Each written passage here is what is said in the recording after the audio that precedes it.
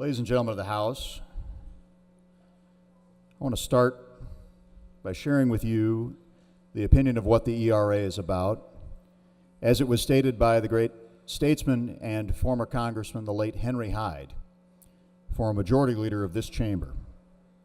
His statement was, and I quote, or the ERA is, and I quote, will be used to sweep away the minimal protection of unborn children that the courts currently allow, and also to mandate tax funding of abortions. And ladies and gentlemen, I would also point out, it's interesting when we talk to the proponents of ERA, they keep saying there are all these terrible things happening. And you ask them, well, what exactly do you want to change in the law with ERA?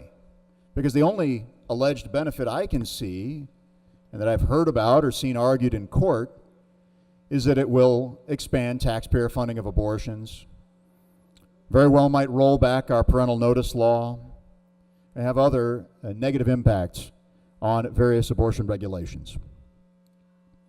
They have no other thing they want to do. And yet they'll make claims, oh, it's silliness to talk about that. It's silliness, except for the fact that we've seen lawsuit after lawsuit after lawsuit. If you want to read about some of them, you can read it in HJR 138, which was recently filed. There's a little litany of all the various lawsuits, including the ones that used a state version of the ERA to mandate taxpayer funding of abortions. But that's not all. Maybe that's not your issue. When the ERA came out of the United States Congress in 1972, there was a 7-year deadline. It was clear that they meant their 7-year deadline.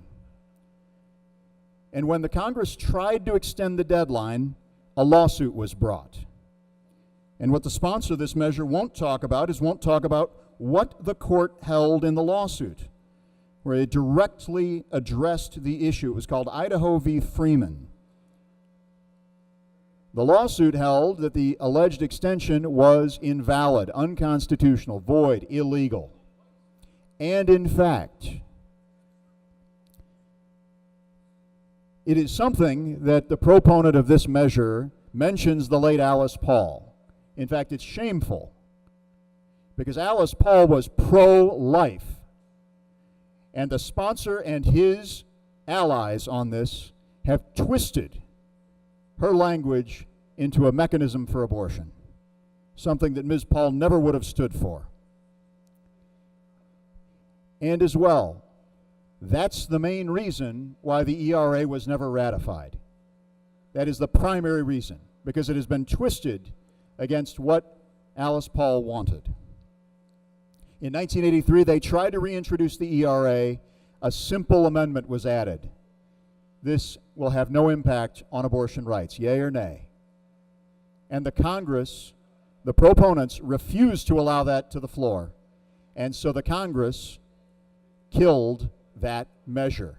That was the only thing standing between this country having the ERA and not. It was that abortion clause. Now, there are other reasons to oppose the ERA, so be it. I know others have that. But ladies and gentlemen, to say today we ignore the text of the amendment, 7 years didn't matter, the court decision that said it didn't matter, the Supreme Court actually then dismissed the measure because they said it's moot, the time limit's done. They dismissed it as moot. For us to adopt this today would be to adopt a falsehood. It would be to adopt an illegal act.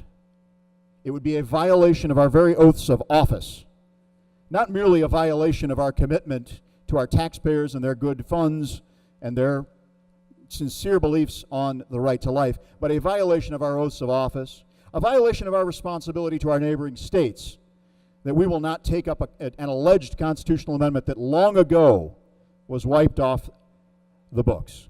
It was moot, according to the United States Supreme Court. And so, ladies and gentlemen, I would respectfully urge that we vote no, as this body has voted no over and over and over again over the past 45 years. Thank you.